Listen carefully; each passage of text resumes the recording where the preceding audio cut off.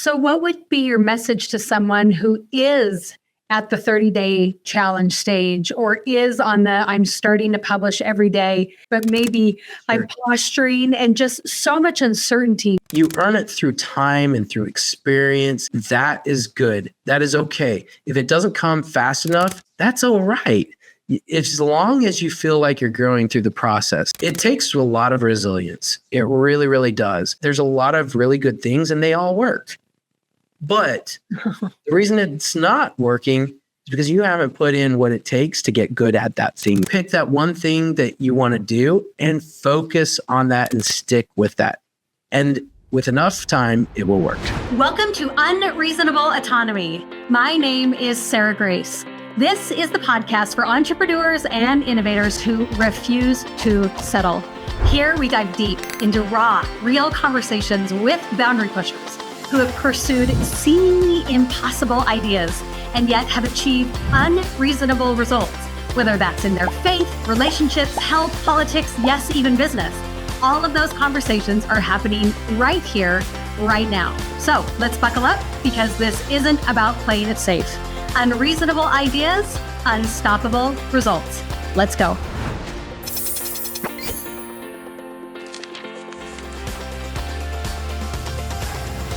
Today's guest is the amazing Jared Erni. Jared Erni helps local business owners attract more clients without the common struggles of traditional SEO or expensive PPC ads, using smart Google Maps strategies and simple sales funnels that actually work.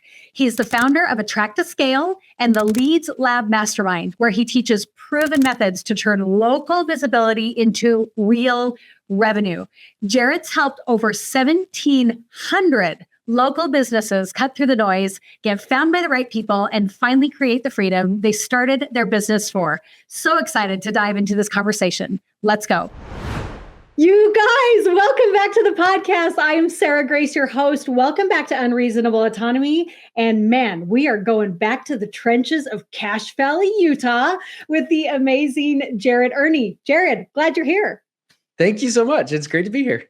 It's going to be great. You guys, we kind of grew up in the same area. I wouldn't say we were like same social circle or anything like that, but like my son plays on the soccer team of your younger brother, right? Your dad was a religious educator to me. And like, we've got a lot of really, really good connections there. So you're doing some really impressive stuff in the world of like how to help local businesses succeed, which like under the demise of Amazon is such a noble cause. Like, bless your soul in so many ways. And I'm so happy that you are here. Most importantly, I just think that you have done some really unique, unreasonable things in your life, right? Not to plug the podcast or anything, but like traveling and like really taking the path less trodden by people. And so I'm dying to hear all the ins and outs of that. But if you could first tell people, how in the world did you start as a little Cache Valley boy, right? Raised by an incredible religious educator of mine, turning into now a local business genius, multi-million-dollar business owner. How did it happen? Yeah. Oh, that's a good question. Truthfully, I don't really have just one thing of like I could point to of how this transitioned, but I served a mission in the Netherlands. And while I was out there, I think my whole life, I looked up to what my dad did, and I really wanted to follow his footsteps and be an educator in the church education system. And I loved that. And as a missionary, I was like, this is what I'm meant for. And then about 2 months before I came home, something inside of me just switched, and I couldn't explain why. I don't know what it was. I just knew that wasn't what I was supposed to do anymore. And I felt compelled to study business. So I knew exactly what I wanted to study at that point. I came home, went to school. I just didn't know where I was going in that direction. I just knew that this was kind of the general direction I was supposed to go. And at that time when I came home, I actually came home to Atlanta. So we grew up in Cache Valley, Utah. My family moved to Atlanta just a couple months after I left for the Netherlands. And when I came home here. And while I was here, I met Stephanie. I went back to a year of school, came back, and we got married. And the first year together, this is the craziest thing. I can't believe she stayed with me. I had a job because I needed to get one. We were getting married and young and newlywed, and I needed to provide. And I got sick of that job probably within 8 months, and I could not stand it anymore.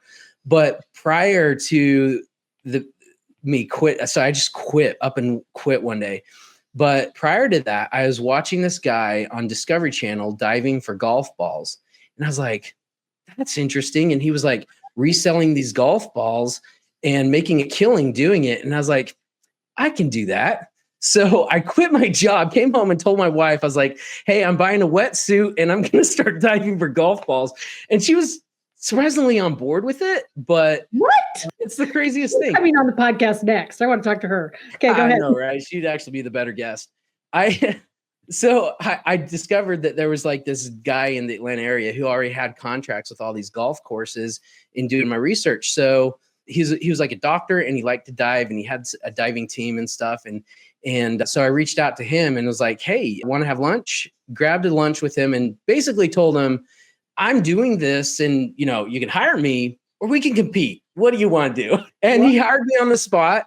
So I got to learn from someone, and I spent 2 years and got a couple of my brothers involved, and we, you know, did pretty good. Like one day we actually pulled 13,000 golf balls out of the water. Yeah. And you multiply that by 9 cents a golf ball. We had really great days at times. So yeah, it was an interesting thing. It started just like that. And I just grew to like, I think most entrepreneurs, I was listening to one of your podcasts and Carlos Avila's, he was mentioning something like this too. But I think a lot of entrepreneurs want to have control over their destiny. They want Amen. freedom, and that's freedom to do what they want to do, to impact people in greater ways, freedom for their life and freedom to impact. And I just didn't want to be locked in a 9 to 5 anymore. I just couldn't. And to this day, I'm just like, I can't do that. I can't think like that. So I have to be an entrepreneur or I'm just not happy. Well, I'm kind of fascinated by what you say, hearing from Carlos, a previous guest, and even one that just released yesterday was with Braden Parsons. And he was talking about something similar, that freedom to him is the ability to step into calling. Yeah. Something you feel called to do. Did you ever, tying it back to your dad, just really one of the greatest seminary teachers I ever had. I just shout out to Brother Erni so much. Really gave me a testimony of the Savior. But did he feel locked in? Did he not appear free to you growing up? Like, what did you observe with your own dad working with something more traditional? They're built different. Like for some people, having that consistency of a job you can count on is great, and it's what they need. I just wasn't built that way, and I didn't think that way. I just couldn't be satisfied or fulfilled that way. And so nothing against it.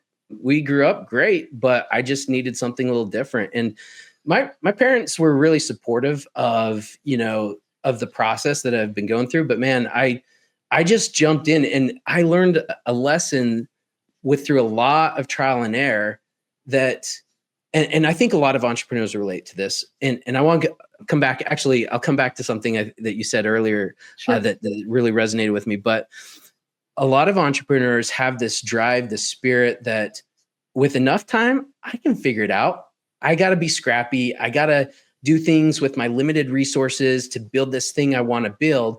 But with enough time, I'll figure it out. And the problem that I figured with that is like, but at what cost of time?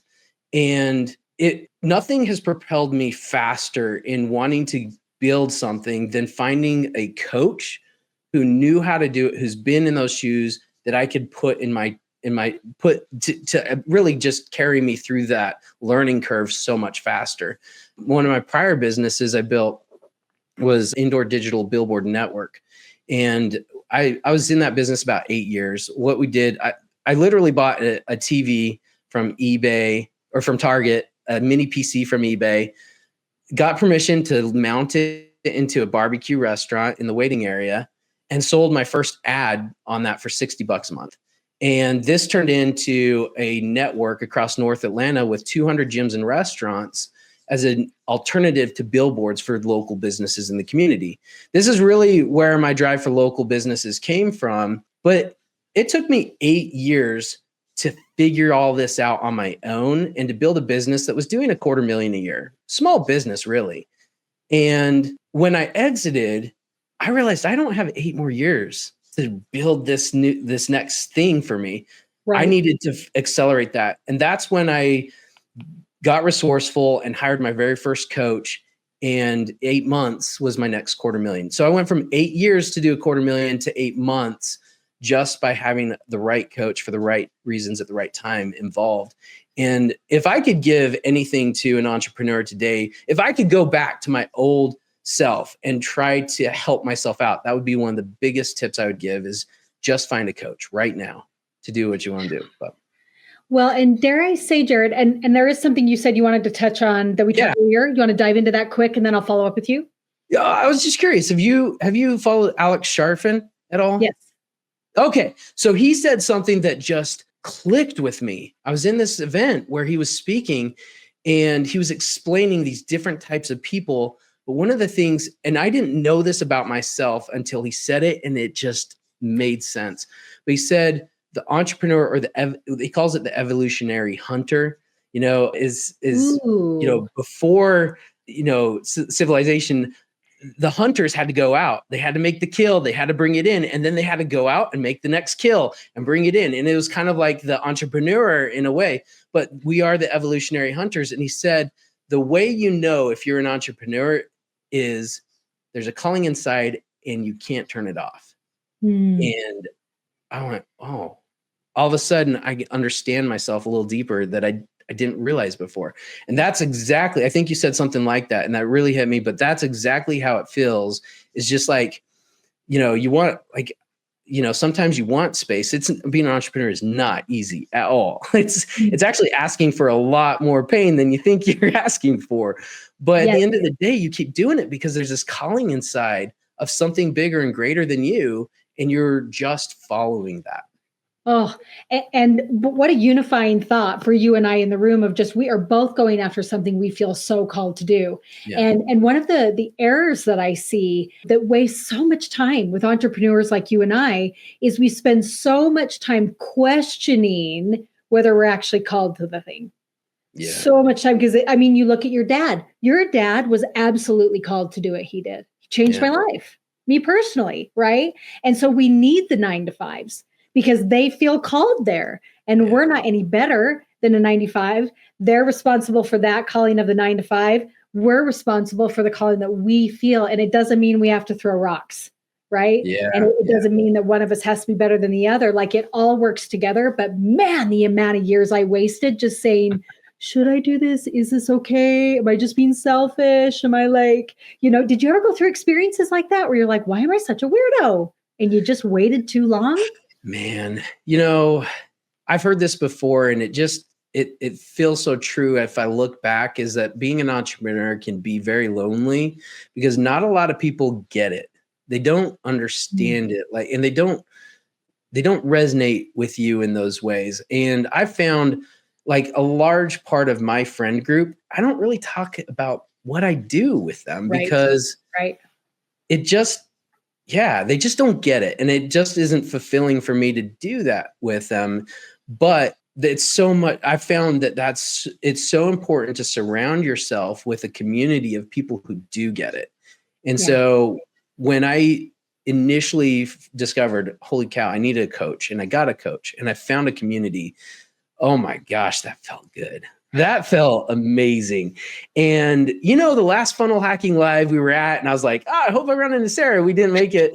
But that was one of the best, because I actually had been to so many. I didn't spend as much time in listening to the speakers that were there, but I spent 80% of my time talking with people in the hallways, just getting their stories, connecting. And that I left with such a fire and connection and just drive because of the energy that you get from people who think like you that way. Yes.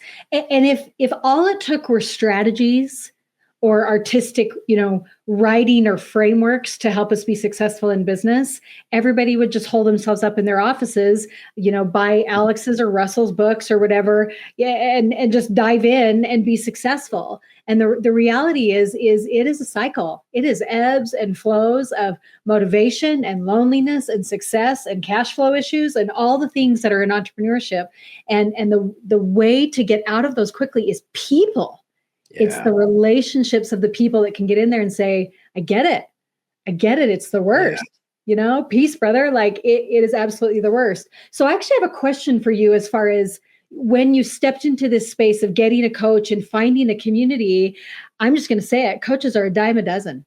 Yeah. They are a dime a dozen. And there are a lot of bad actors out there, even in the coaching space. How did you decide which coach was the one for you? Gosh, I don't know. And I've heard I've heard people getting taken advantage of in that space too.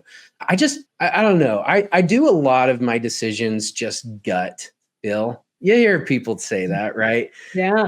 I don't get stuck on trying to logically think things through. If it feels good, I do it.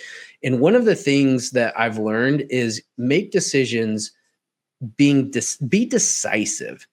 And successful people will make decisions quickly and be really difficult to change that decision. The other way around are people who take a really long time to make a decision, but they're very quick to change. And so when I commit to something, often it's a gut feeling. I see the logic in it, but it feels good and I do it. And I also go in really, this is something I've learned over time. And I think this reduces some of the fear of making the wrong decision too. But when you understand that things don't happen to you, they happen for you, even a bad decision is a win if you walk away and learn something from that.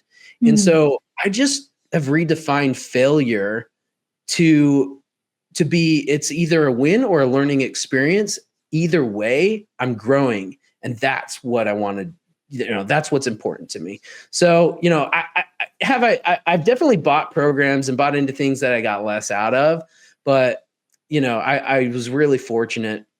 I won't say actually my first coach. I joined a couple coaching programs that were smaller investments that got me kind of started and really hooked into some things. But my first real big coach, and this is the one that I joined. Can I say his name? Is that okay? Yeah. Oh yeah. We'll link him below. Have you heard of Alaric Heck from Ad Outreach? He's a YouTube guy. Okay. I need to hook you up to have him on your podcast, actually. One of the most genuine guys I've ever met. But in his program at that point, I made my investment back in 2 weeks. I tripled my business in 6 weeks. And I went on a trajectory to do $250,000 in the next 8 months because of, his program, but also, I had done a lot of the legwork beforehand, right? I had this foundation that was ready to launch, and his program was just the perfect fit for what I needed right then to propel it. Incredible. I'm excited to dive into his world a little bit on what has made him so impactful in your life. And when you talk about, I need to be decisive, right? As an entrepreneur, and that will allow me to work faster. Yeah. And also to maybe carry less baggage and regret around, because entrepreneurship is like this, right? Yeah. We all feel the feel. When you look back on your experience as an entrepreneur, your successes and failures, what has been one of the biggest failures to date? Well, the biggest, gosh, I could probably put my thumb on a bunch of them. The biggest failure, I think, was taking 8 years to learn that lesson that just hire the right coach to help me instead of trying to figure it out. Because if I look at that 8 years, what was the opportunity cost I lost with 8 years of time to get to where I was? So, I never really look at that as a failure, but it was really 8 years of college experience in the real world of entrepreneurship, if you will. Yes. And then it set me up to actually serve people at a much higher level and my next calling that I moved on to after I exited that business. So incredible. It makes me think of this quote right here. It sounds like this is what you're saying is the price of anything is the amount of life you exchange for it. Yes. Right? And you feel like there was 8 years of learning, but that you would not do it again. Right. You're going to repeat those 8 years and stack them on top of each other, correct? Right. The real commodity is time. And we all only have the same amount of time. Well, we don't really know, but you can't, right? You can't like a minute is gone in an instant, and you can't get that back. There's no game back. Money comes and goes, time you can't get back. So that it becomes important to really figure out, how do I leverage that? How do I amplify that? How do I accelerate things with my time? I love it. I love it. And I want to pivot into what you actually do now. Because right now you are working specifically with local businesses, which like, bow down to you, scare me to death. Right. And I'm like, that's probably because it's just not my world. Like, I'm a webinar girl. I'm one to many. Like, I get all that. How in the world did you niche down into local businesses? Is this near and dear to you? Are you just good at it? How did it happen? Yeah, well, it really comes back to what I learned over those 8 years working with my local business as a digital billboard network. We were, so I say we, because it ended up being a team of 10. We had a fleet of cool Mini Coopers that were wrapped, driving around the city. Like, we had some cool things going with the business. But when I started this, I grew on the back of myself cold calling businesses in the community, pitching them on this idea that was a little different. And, just really working sales chops that way. But in order to continue to grow, I had to remove myself from sales. And I started having a really hard problem. That became a problem to try that we just couldn't figure out. I started with entry-level salespeople, trained them on what I did, but they could not perform like I did. And so I was like, well, maybe I need to hire some more seasoned professionals. And we got some people from the billboard industry, and they couldn't do it. I was like, what is going on? So we have this sales problem, and I decide we're going to invest in a sales company to come in and fix this. We've got this consulting company in there. They worked for 6 months, build us a playbook, really like defined our sales process. It didn't work either. And now I'm like, okay, what is going on? So I decided at that point, okay, maybe we don't try this with boots on the ground sales or outbound calls. Maybe we try this whole digital approach. And I noticed that a lot of people were still coming to our website when they were looking for marketing ideas in the community. And so at the time, I went on this deep dive. We hired a company to redo our website. It ended up looking a lot like a shoe store, but had a map on the top with all these pin drops. And then you add the cart, the locations you want to do, and check out. And we never had a single purchase from that website. And I was like, what is going on? I discovered Russell Brunson's 30-day challenge. The what does he call it again? One funnel away? Yes, one funnel away challenge.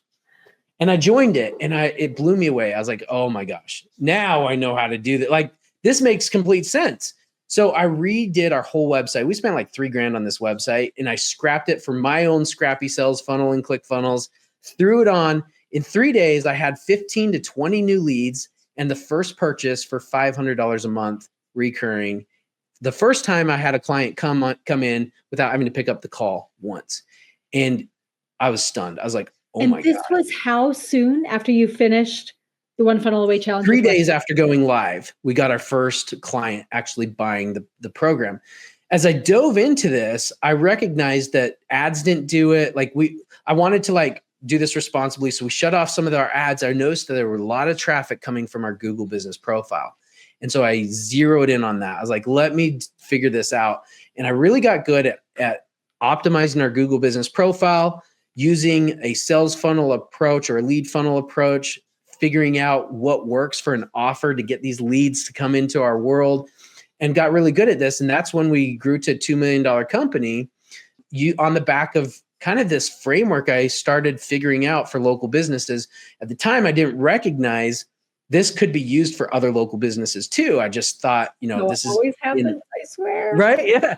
I was like, this is for what I need right now. But I started recognizing another problem as it grew. And that was that we'd get like the HVAC guy would come in and buy our thing. He'd be like, oh, I love to eat lunch at Johnny's Pizza. I want to see my face up there on the screen. And 6 months later, he'd be like, I didn't get all the calls I thought I would. So I think we're going to try something else. Thanks, but no thanks for renewing. And I recognized all these local businesses, they like the idea, but they think it's going to turn into phone calls. This is a branding platform. This is about just keeping you top of mind. This isn't, people don't go to Johnny's Pizza to look at a TV and go, oh yeah, I need my HVAC worked on. So I realized they need direct marketing too. And so I started just working with clients who would say that and be like, I need this. And I said, well, you know what? Let us try something a little different here. And that's when I would put together kind of a funnel process and work on their Google profile. I remember one of the first ones was Crowd Club of Atlanta. And this is a crowd therapy place. And he's like, man, I'm spending money on Facebook ads. I'm like, well, how many leads are coming through your website? He's like, I don't know, none. I don't know how to track that. I'm like, okay. Well, he was really hesitant to replace this with a funnel. But I convinced him to just give it a shot. In 3 days, I can't remember how many leads came through, but he was shocked at it. And he had his first $1,500 higher ticket purchase in 3 days coming in to the shop from that. And he was blown away. And so we did it with chiropractors. I did it with residential home service companies, cleaners. We had one cleaner book 200 jobs in 2 weeks. Like, it was crazy. Turn it off. Yes, they were double booking. They're like, we can't keep up with this now. But what I recognize is every local business just kind of copy paste what they see others doing out there. And the problem is when you're doing the same thing that you see out there done, you're blending in, you're not standing out. And what we need to do is look and feel different than the others out there so that we can actually, get the action, inspire people to take action with our offer and move forward. And so it was just a framework. I call it attraction stacking frameworks, but it's just taking essentially all these digital marketing concepts that I've learned from, Russell Brunson and, all the other gurus out there, and then packaging it in a way that makes sense for local based businesses. Wow. Well, and I'm very intrigued by, as you're working with these local businesses, these are people who are not wanting to look at the back end of Google Analytics, and they're not wanting to look and see, what's my ROI, and like they typically just are not in that world. And that can run into a problem when you create an offer like that, like, where does your offer begin and end for them? Are you handling traffic and sales and helping them refine their offer? Like, man, that's a big offer. How are you doing it? Yeah. So for 4 to 5 years, what I did was so let me step back. One of the biggest complaints of local businesses is that they've been burned by agencies that just don't deliver. I'm sure. And they've spent thousands of dollars trying to get an agency that can bring in results. And at the end of the day, they're like, it's not working. And they'll always hear, well, look at all these clicks. Look at these impressions. See, it's working. But they're frustrated because that is not ultimately what they're after. And so a lot of them are very hesitant to hire just another agency to do it. I found that there were a lot of people who were willing and wanted to be coached so they could control. And I also really feel like as a business owner, if you're a local business owner, you need to understand really good marketing principles. It doesn't matter if you do them or you delegate them, but you have to understand it. And so I didn't want to just start another agency. I wanted to start a program that really empowered businesses to take control over their marketing. And so I spent 4 or 5 years actually coaching these businesses. We would actually build the system for them, install it into their business, and then teach them how to maintain it. So really, it took a lot of the burden on tech setup off of them. But then one of the most powerful things you can do is take something that's complicated and simplify it. And so we would take this complicated marketing mass and just tell them, look, 80-20, this is the 20% you need to do to get 80% of the results here. And if you can just keep consistent at that, you'll be good. And so it was about simplifying it for them so they just didn't get distracted. Now, I also still would get a lot of contractors because we'd ultimately end up working with a lot of home service companies. And these guys are not tech people. Right. And many of them would go through the program and then get great results, but then they'd come back, 6 or 12 months later and be like, I'm not getting the results that I used to. Could you just take a look? Turns out they're not being consistent, and nor do they really want to be. So a lot of the time they'll come back and be like, well, can you just do it for us? And so as, just listening to what our clients wanted, we did actually create a fully done for you service fairly recently, but right now we're only doing it for electricians just to really dial in for that niche. Incredible. Well, and I'm starting to see these threads of you talking about just be decisive. Like right now, Yeah. you are committed to electricians, Yeah. right? You are just absolutely committed to that. Like, and that's allowed your business to expand and change and grow. And I think that's an example in and of itself. I want to back up a little bit when you were talking about how when you were trying to get this off the ground, you had hired consulting, you'd had come in and refine our sales process and give us a playbook and help all this happen. And this isn't working and this website isn't working and all this kind of stuff. Talk to us a little bit about the realities of cash flow in a multi-million-dollar business. Let's get raw. Oh man. Yeah. So the cash flow that's the struggle. That is the struggle. I'll tell you what, so even with my coaching program, we had some cash flow things that made me rethink how we built this business model. Right. Because you see the 2 Comma Club plaque back there represents $1 million through your funnel.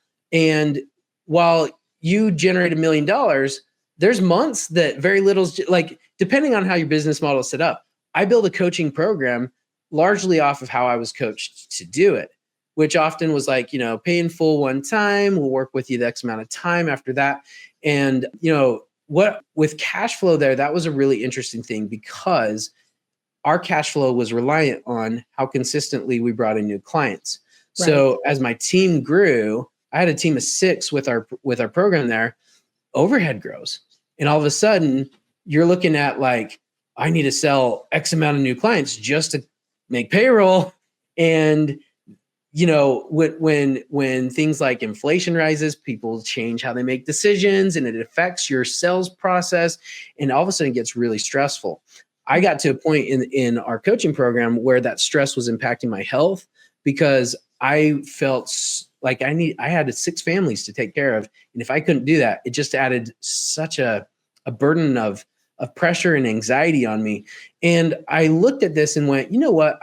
And this is what actually happened. This is the moment it happened. I took my family to the beach at Gulf Shores in February, and I watched my kids play all week down at the beach from the lobby window, taking sales call after sales call after sales call because I needed to. And it hit me. I love what I do, but I don't really like my business anymore. And wow, I talk about being decisive here. This was a moment where I needed to figure out, it hit me and I said, you know what? This is not congruent with what I want anymore. I love the impact that we're creating, but the life that it's created for me wasn't what I needed or wanted anymore. And so I ended up letting go of 80% of my revenue. I had to scale back on my team, but I went all in. This is the opposite of what most people do. You build a business and the objective is to grow it. I build a business and I'm like, at this point, I'm like, I can grow it or I can go the opposite direction. But I ultimately went the opposite direction and went in on how do I rebuild this model so that there's continuity behind it. And then that way, I don't have the pressure of having to take sales calls all the time because it's predictable revenue. And so, just in the process of being an entrepreneur, you do something, you learn, you pivot, you learn, you pivot, you learn, pivot. And each way you pivot, ultimately, hopefully you're doing a better job and going in a better direction. So your bravery is admirable. And you also have dependents and a wife. Yeah. We're talking about quitting the 9-to-5 and going to dive for golf balls, which is a story for a whole other podcast. Holy smokes. Or we're talking about being on the vacation and just constantly, the money's coming in, but you say, I quit and I'm going to let go of 80% of my revenue. What are those conversations looking like with you and Stephanie? Man, so I've heard this before and I can't say it enough. The most important thing for business is to marry the right person. I don't know any other person who would put up with what I've put my wife through. Honestly, I am so grateful that I met her. She is the person for me in so many ways. And this is not my business. It's our business. She just supports me in so many ways that allows me to be able to show up for those people who count on me to show up. And that's just great. Obviously there's tough conversations that we have, but we lean on each other all the time. And she's just a rock that I know when I'm feeling weak, she's going to be strong for me. When she needs it, I'm strong for her, but we just complement each other, and I couldn't do it without her. Oh, I hope she hears that. And I'm sure you already tell her this, but I hope she gets to hear it live and published. When you talk about it's our business, one of the effects of the decisions you've made in business was that it deeply impacted your health. Tell me a little bit about that season of your life. I have never had anxiety attacks before. And when I first experienced it, I knew exactly it was coming from the pressure I was feeling. But I had a lot. I think it's normal to have sleepless nights as an entrepreneur. Sure. But it's a bit much when you collapse and you can't get up and you can't find air and you can't breathe. And then you don't sleep for days on days because of the stress. That's when I'm like, okay, I'm going to my son's lacrosse game, but I'm not present. I'm actually on my phone, shooting messages, checking things, watching lead flow. Like that isn't the life that we want when we think about the freedom that we're trying to build with business. And it was kind of like a trap. It's a trap because we're making good money, but you have to be able to let go of that in order to rethink and rebuild. And, I just got to a breaking point, honestly. It was a breaking point when I went, oh, this is not good. If I did 10 more years of this, I'll probably die soon. So, wow. Right.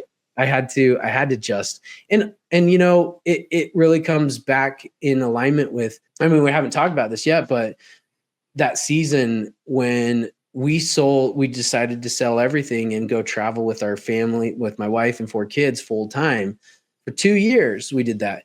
And it was because I built a business that gave me that freedom.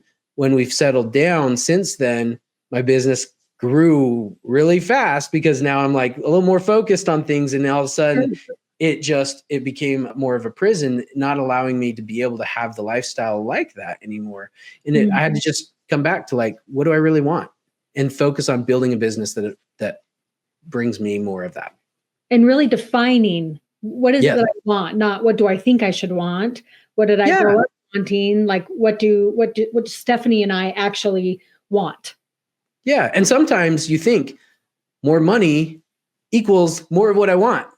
And I realized actually that's not really true. I don't need more money to get more of what I want. Maybe for some people, but it didn't allow me some of the things that I needed in my life now. Like lacrosse games.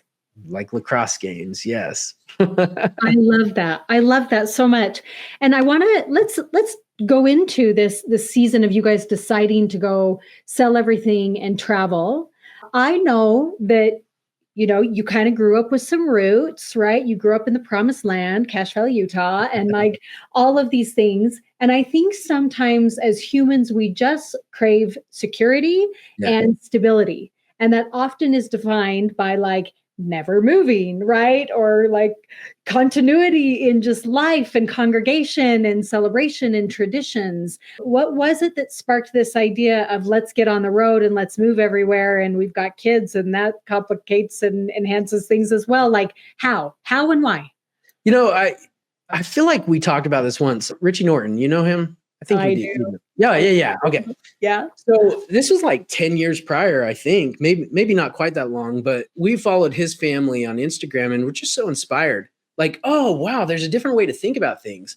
And we were like, we want some of that. We want adventure in our lives. We don't want to get stuck in the 9-to-5 grind and the day-to-day monotonous tasks that we don't want life to happen to us. We want to be in control of what we do in life. And we started before, like my wife was a teacher for 15 years. And so we would, every school break, we'd just figure out a trip. Well, let's go do it now, like while we can, and summers we'd have extended trips, we'd road trip across the country for 3 or 4 weeks. One of our favorites was we flew out to LA and road tripped all the way up the coastline for like 2 weeks up to Washington. We went to Portland and then Seattle. And incredible, beautiful coastline. And we just made it a thing. Like every month we're going to do an adventure. Like just brings life into and novelty into your days and you know what, something to look forward to. I think so many people don't have something to look forward to. But if you can put on a calendar, I'm doing this next month, you're going to enjoy thinking about it all the way until you actually do it. And probably the joy you get just in the anticipation is the same as the joy of actually doing it.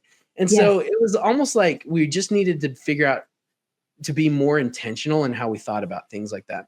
And long story short, it took, 10 years to figure out how, how our lives need to be structured to allow us to travel full time like we'd wanted to and always talked about. I was listening to Grant Cardone on a drive, and he said something, I don't remember what he said, but it made me go, oh, we should sell our house. And my wife was pregnant. We were about to have our fourth baby.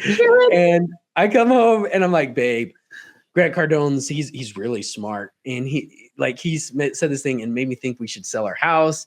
And she's like, are you serious? I don't know. And I was like, no, we should do it, but we should travel full time. And it actually took 2 weeks for her to think about this, to actually go from a no to like a maybe. And then the more we talked about it, we're like, we'll never regret doing this. Like, I always think you never regret the trip. There's always 100 reasons why you shouldn't do it, but you'll never regret it in the end. And so my business was comfortable enough that we felt like we could take that risk. The market was really great. I also always said, I always had this habit of buying at the wrong time. And I was like, you know what? I'm going to make sure I watch the market and make this decision at the right time next time. So we sold our house, made a killing, and we decided to actually liquidate most of what we had. This was something that I thought about after, listening to like the Bucket List family and how they got started with their journey. Yep. And I was like, we really believed in minimalism. And if we were going to travel full time, it was a must anyway. So rather than paying for a whole bunch of storage space, we got everything to a really small one. Just the things that we knew we needed, but nothing we didn't need anymore. And we sold everything. And after we sold the house, our first place to go was Sunset Beach, North Carolina. Mm-hmm. And we were heading out there. It took us 10 hours to drive out there. At the time I had a Chevy Silverado with a hardcover back. So all of our stuff was in the back. We had 3 in the back seat, 3 in the front seat. My wife, Stephanie, we also had our baby at that point. And so he was like 3 months old, and 3 months old. And we're driving, and it's just, traffic is terrible. We get to this point and my wife just has a panic attack and breaks down and is crying and is like, what have we done? What did we do? What did we do? And, we pulled over, I calmed her down. I felt bad too. We just weren't sure of it. And so we continued to going because we had to. Got to Sunset Beach right about 5 p.m. It was like the sun was setting. It was beautiful out. It was just gorgeous. And the first thing we did was we walked out onto the beach. And one of the things Steph has always wanted to see again since being a teenager was sea turtles hatching. 10 minutes. We watched over 100 baby sea turtles boil out of their nest and will climb out to the water, just 10 minutes of arriving. And it was almost like God saying, you did the right thing. This is right. And it took all that anxiety away from her. It helped me feel like it was that sign we needed. And we had a beautiful experience. For 2 years, we would live at an Airbnb for 4 to 6 weeks. And we let the kids decide, where do you guys want to go? Where you want? Okay, we'll go to Orlando. Well, the thing about it is when you do a long weekend trip, you just have 3 days to like get all the stuff you want to do in. But when you have 4 to 6 weeks, you can actually slow down that pace and experience it like someone local, like really appreciate the place. So when we did like Orlando, we did that twice. Got the theme park tickets, and we just go one day a weekend. Like, we didn't have to cram it all in 4 days and leave exhausted and drained. Yes. And so it was really cool to do that. We love Gulf Shores. We'd come to Utah and ski for 2 months at a time. My kids who grew up in Georgia love to brag about how good they are at skiing because no one here is good like that. And they loved it. Like my 3-year-old learned to snowboard. Like, what? That's so cool. But we would ski like 4 nights a week up there, do a lot of night skiing. And and then we spent a lot of time on beaches and just love the beaches. We spent time in Smoky Mountains and cabins and just like all over. It was amazing. It was amazing. And I'm so glad we did it. Sure, there's pros and cons, and there's definitely cons to it, but we never regretted it. So let me ask you, like, how big was your family? There's 6 of you. Okay. So when you look at that family with the 3-month-old baby that's driving out to North Carolina and having the panic attacks, and I would have blamed it on Grant Cardone, if I'm honest, but luckily God gave you a sign once you got there, and Grant, right? So I'm imagining that family, and then you fast forward 2 years and you look at the family on the other side of when you guys decided to settle back in. Talk to me about the differences between those families. Man.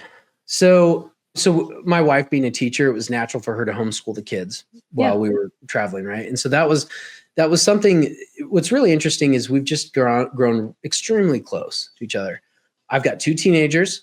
My daughter's 15. My son is 13. Then we got a big gap. And then we got 2 smaller kids. We got a 5-year-old and a 3-year-old. And I'm so surprised. Like, we've just developed, I think because we had to, we didn't have like friends that kept us apart. Like, we were a family unit everywhere we went. And we learned to really love that and lean into it. And so my daughter, she'll say stuff to me like, "Oh, he's so hot." And I'm like, you're saying that to me? Like, what? Okay. And she'll just open up and tell us all the boy drama that she's going through. And like, we just have a connection that I think we developed because we spent so much time together experiencing really cool things together. And there's nothing, I think, that brings people together closer than experiencing having a really cool experience with that person. You want to share it, and you want to share it with the people you're closest with. And so anyway, my kids are at the ages they were, it was a perfect time for us to settle down, and as they started high school and really start to they needed and kind of felt like they really needed some stability with a friend group and things like that. And they have that now. And it's really cool to see that, but they're still really close to us. And I'm so grateful that we did that. And it really helped us create a bond as a family that we'll always have. It's so inspiring. And it's neat to see too, that this habit of I just simply witnessed there was a different way through Richie Norton. Yeah. Right. And then I kind of marinated on the idea. Then I finally kind of verbalized it to a person that I could partner up with it, your wife. We took some time, and then it really happened. And I feel like that is so much of what we are called to do as entrepreneurs is, we get inspired, and then we try and create something, and then we do it. And then we see these beautiful things on the other end, the end of it. When you look back on your wild ride of golf balls and all the things I said over that story. When you look back, why? Let me think about how to ask this. When you look back on your wild journey and the people that you've been inspired by and learned from, how do we not fall into the trap of comparison, jealousy, shiny object syndrome, and actually get off track from where God wants us to be? Man, I think that really comes down, I don't know. For me, I think it's when I really connected to that calling inside, because that's my calling. And I'm not looking outside at other people trying to be someone else that I'm not. But it's really easy to do because you got the Instagram stories, the Instagram version that everyone shows out there. And you're like, man, I wish I had that. Life would be nice, like if I were them.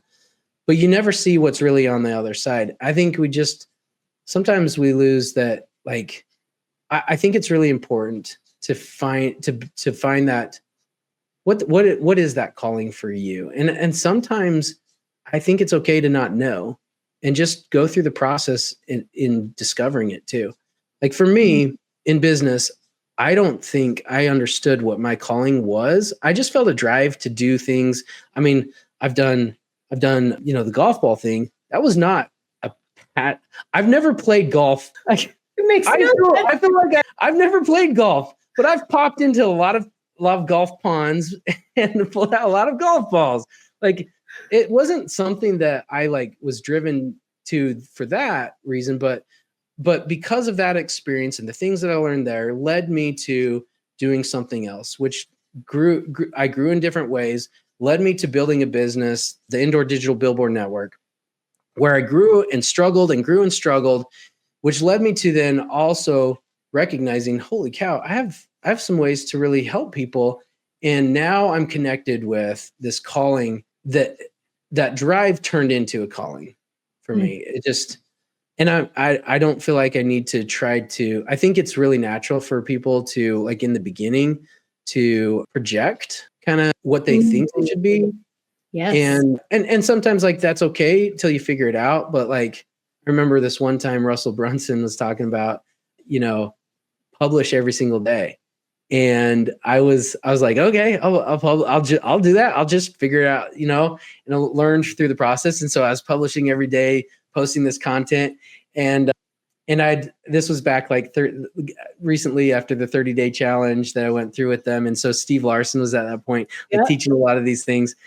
And my friend Brandon was like, dude, I'm seeing all your content. You sound just like Steve Larson. And I was like, that's crazy to hear. Yeah, because I'm not, I'm learning. But I think it's just, you got to jump in. You got to go through the process to discover yourself. And when you discover yourself, that's when I think you start to connect with your real calling and who you really are. Do you care what other people think of you? So yes, but no. That's really hard for me. I've thought a lot about this, because I've learned that my love language is words of affirmation.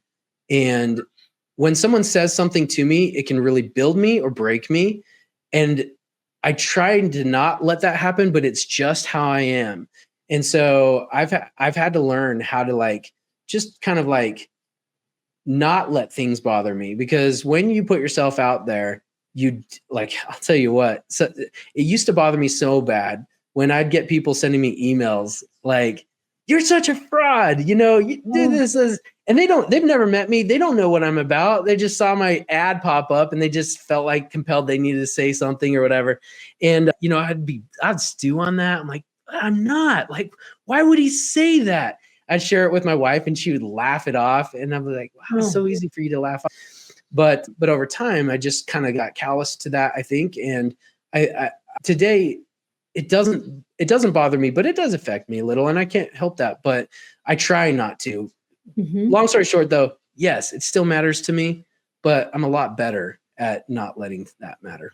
So what would be your message to someone who is at the 30-day challenge stage, or is on the, I'm starting to publish every day? Maybe they haven't hit their first 5-figure month or something like that.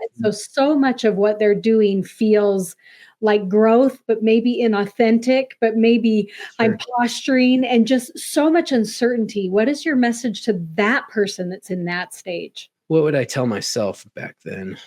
I think it's just really important to understand that it's a process. We live in this kind of world where we want instant gratification, and why people feel like there's a lot of fraudsters and scammers out there is largely because a lot of people just want to take a shortcut to get to be that guru or that expert at that thing. And they project it, but they really haven't gone through the process to earn it. And that's really important. You earn it through time and through experience and through grinding and trying things. And that is good. That is okay. If it doesn't come fast enough, that's all right. As long as you feel like you're growing through the process. So it takes a lot of resilience. It really, really does. And back to being decisive, when it comes to trying things, that shiny object syndrome that people get and stuff, I've been there too. I'll jump all over the different things. But one of the things I think I've started to recognize is that there's a lot of really good things and they all work. But the reason it's not working is because you haven't put in what it takes to get good at that thing yet. Yes. And so you just have to pick that one thing that you want to do and focus on that and stick with that. And with enough time, it will work. So you believe entrepreneurship is not a matter of if, it is when. Oh, yeah. I think that's how I've always operated, actually. That's a great way to put it. There were a lot of times that I think most people would look at it and go, "What? Why haven't you given up yet?" Right. Yeah, but yeah, and I think it comes back to that Alex Sharfin quote of man, it's just something inside of me I just can't turn off. So I lean into that. Awesome. And don't waste the time questioning Yeah. that you feel drawn to it. Go after it. Go after it, even if it's different than what you anticipated. So I love your message to people that are kind of at the earlier stages. What is your message to people that are where you were, that are taking the sales call during the beach vacation, that are scared to let it go?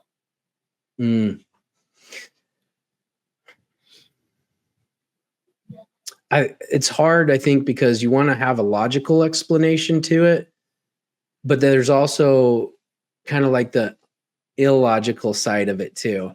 And I think the theme of this past year and a half for me has been not making a decision based on what I need and what I'm doing right now, but looking at what I actually want 12 months or 2 years from now and making decisions toward that. So I'm being very intentional. And when you do that, by the way, you end up saying no to a lot more than you say yes to. But I'm making and that's actually one of the things I think I would tell other people is don't make decisions based on where you're at now. Make decisions based on where you want to be 12 months from now. I love that. And personal question, we can totally cut this if you want. You and I share similar values and similar faith deep inside our souls, right? And often we feel like where we are going is already determined, right? I'm supposed to be a provider, or I'm supposed to be a nurturer. This is what I do when I'm 50. This is what I do when I'm 8. This is what I do when I'm 12. Like what we're supposed to want or desire is fairly set. And so how have you honored that as you've become an entrepreneur and taken untraditional routes and been a little bit rebellious, right? In the sense that you've gone after something that many would perceive to be risky or unreasonable. What has your experience been like with your faith and the journey that you've taken? I think whether it's faith, whether it's business or other things in life, I just really hold to like, life doesn't happen to you, it happens for you. Whatever you're going through, though, you need to learn how to grow through that and become a better person. And I think back to faith, like, how can I take that and help other people with it too?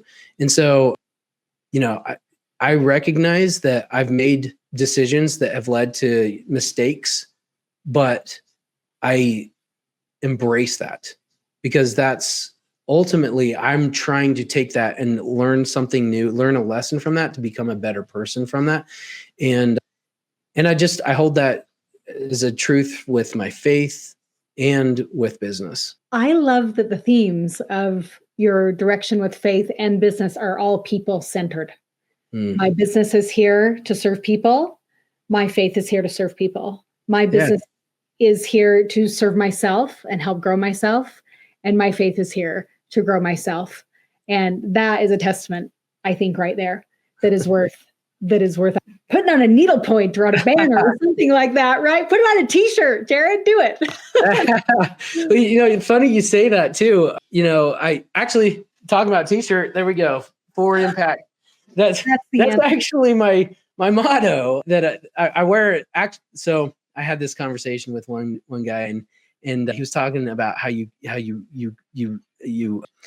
create this persona when you show up. If you've ever met Russell Brunson, he's actually a quiet, kind of reserved person, but on stage you don't see that. And I was like, we were having this conversation about this, and he was saying how he wears this one thing when he always comes to work and shows up, and I was like, oh, that's cool. So I actually created a t-shirt that says "For Impact." It's kind of embracing what I'm all about, and I wear it every time I show up, actually. So because of that now, but it's funny you say that. I remember being at this one place where Tony Robbins was sharing how you really get fulfillment, because there's a lot of people out there who make big achievements, but they don't feel fulfilled. And there's a lot of people, the perfect combination is growing and achieving something great and contribution, like how you give back through that process. When you combine both of those, you really start to feel fulfillment. And I've always leaned into that because I thought that was just such a great way to describe how you feel fulfilled. It's about giving back too. And I have been so blessed by a lot of, I was at Funnel Hacking Live, the last one we just had. I sat down at a table, this guy, his chair up next to me, we started talking, and Kevin St. Clergy, awesome dude. He recently sold his agency for millions, sat down, we had a great conversation, and then out of nowhere, he's like, hey, why don't we book another call? I'll just help you out. Just like that. Wow. Not asking for anything in return. We've been on 3 calls together, and he's just become a mentor to me for no other reason than to just give back. And that's one of the beauties of entrepreneurs is when you create something great, you just feel this natural drive to be able to share that with others. It's inspiring. It is just so inspiring. And I'm noticing a pattern of some of the greatest conversations I've had on this podcast, yours included. And that is that none of you as guests are doing and pursuing the same thing that you were 5 or 10 years ago. Oh, right? That's interesting. Yeah. Like no one is on the same train, right? Yeah. But if we hadn't gotten on the first train, you never would have gotten where you are now. That's the evolutionary hunter. We go out, we make the kill, we bring it back to camp, but now what? We got to go get another kill. And so it's that next thing. It all comes back to Alex, right? I mean, it's really pretty inspiring. And I hope that sucks away some of the fear of those who feel like they're early on, whatever the heck that means. Sometimes $1 million mark is early on, people, got to tell you. But people that are early on, they worried they're going to get pigeonholed or they're going to get branded or this is all people are going to associate. And I'm like, oh gosh, like, you've got your whole life, my friend. Like, shed that fear, become known for that thing right now, because 5 years from now, you're going to be doing something totally different because you're going to be a new person, and to just continue to serve. Yeah, cool. Oh, I love it. Well, Jared, we have covered the masses today. I am so grateful to you for, bringing in your honesty with your family and your work and the ups and downs. I mean, we talked about cash flow, for crying out loud, and just the realities of that kind of scary stuff that happens in a business. Thank you so much for all of your honesty today. Oh, thank you. This has been so fun, and I'm enjoying listening to your podcast. So I'll be catching up with more. Oh, great. Man, we're just at the beginning. I got to tell you, we're just at the beginning. In normal fashion, I have a couple of rapid fire questions I would like to ask you that we mix up between our guests here. So I've got 3 questions for you. The first one is going to be, what is a book every entrepreneur should read? Ooh, I've got too many. Let me look over. I know. Look at what you're currently reading. That's typically what it is. Yeah, really. Man, there's some good ones over here that I always come back to. I think maybe I'll do this. I'll share a book that I come back to frequently because of what I do. And that's actually 2 books, $1 Million Offers by Alex Hormozi and $1 Million Leads by Alex Hormozi. Because in the world of marketing, man, you really back in my, so you know what I figured out in the 8 years of running my digital indoor billboard network, when I was trying to solve our sales problem, it wasn't actually a sales problem. I learned it was a marketing problem. And that's what made the shift. So every entrepreneur really needs to figure out good marketing principles. And those are great books. Oh, I love it. I love it. I think I've got them behind me somewhere over here. You recognize the blur, right? I love it. Second is, I know you're a traveler, but what is a place on your bucket list that you will one day visit? Oh, man, there's a lot, but I think one that's near and dear. I've already been there, but I spent 2 years as a missionary in the Netherlands. Love the Dutch, love the Belgium. I love it over there. Last September, I took my whole family out there, kind of 20 years after being a missionary out there. And so we ran around the Netherlands, and sharing that with them was great. While there's so many other places I like to go, I keep thinking, man, I want to go back again. So that would be mine. His bucket list is go back to the Netherlands often. I love it. I love that you found a place you feel called to again and again, just like your books. So good. Yeah. Okay, the last question is a little bit more serious in note. When you fast forward to the end of your life and you look at your 4 kids and you look at your wife, what do you hope your kids say about you? And what do you hope your wife says about you? Ooh. I don't know if I have thought about what I want them to say about me, but I think what would be more fulfilling for me is who they've become, Mhm. and maybe that I've had a fingerprint in that, in who they've actually become. And I'm grateful because I look at this and I want my kids to feel independent. I want them to feel confident. I want them to be able to provide, to I want them to really build marketable skills that will bless them for the rest of their lives and that will bless others because of that. And I'm just actually, can I brag on my son for a minute? Is that Yes. okay? Because Yes. I'm seeing this in him right now, and I can't tell you, it's the best dad moment to be able to watch him. But he's 13, and my two kids have actually been featured on the ClickFunnels podcast because they built a business called coolestsocksintheroom.com. This is a few years back. And one of the things that they did was they would actually sell these custom designed socks, but then they would take a portion of that and buy socks for kids in need and deliver them to shelters or places that would refugees and things like that. And I see that in my son. Like, they are so giving, which is incredible for a 13-year-old and 15-year-old to be. My son right now has a client he's rebuilding a funnel for, and he texts me from school yesterday. He's like, "Hey, can I get checked out early so I can come home and finish Chuck's work?" And I'm like, "Yes, you're going to get so much more out of that than you 2 hours of working for Chuck than you are going to be sitting in class." So absolutely. And just to see what they do. And then he buys all of his friends dinner because, they're 13 and they don't have a lot of money, but he has money. And I just love that he's so giving like that. So I just hope that it's more about them becoming more like that as they grow old and just being so giving. I think it's so important. And his success will only amplify that side of him. He will be trusted with a lot. What an incredible story. What an incredible story. And any final words about what your wife would say about you at the end of your life? Bring her on. Yeah, no, I should probably go get her because I don't know, it might be way different than I think. I just hope that, like, and I know she feels this way. Being an entrepreneur and being a wife to me has come with a lot of peaks and a lot of valleys. Yeah. And I think it's really, it doesn't for everyone, but it's made us grow to so much closer together because we lean into each other for that. And I know she tells me all the time, you don't leave me. I will leave you first, and then you can follow me. So I think it's going to happen like that. Like, I think it's me giving some last words to her than her giving it to me. That's fair. At least there's a clear understanding, a clear expectation between the two of you. That's healthy. Well, Jared, it has been such a treat to dive into your world and your genius and your experiences. Thank you again so much for being on the podcast today. Oh, thank you. Thank you for listening to the Unreasonable Autonomy podcast.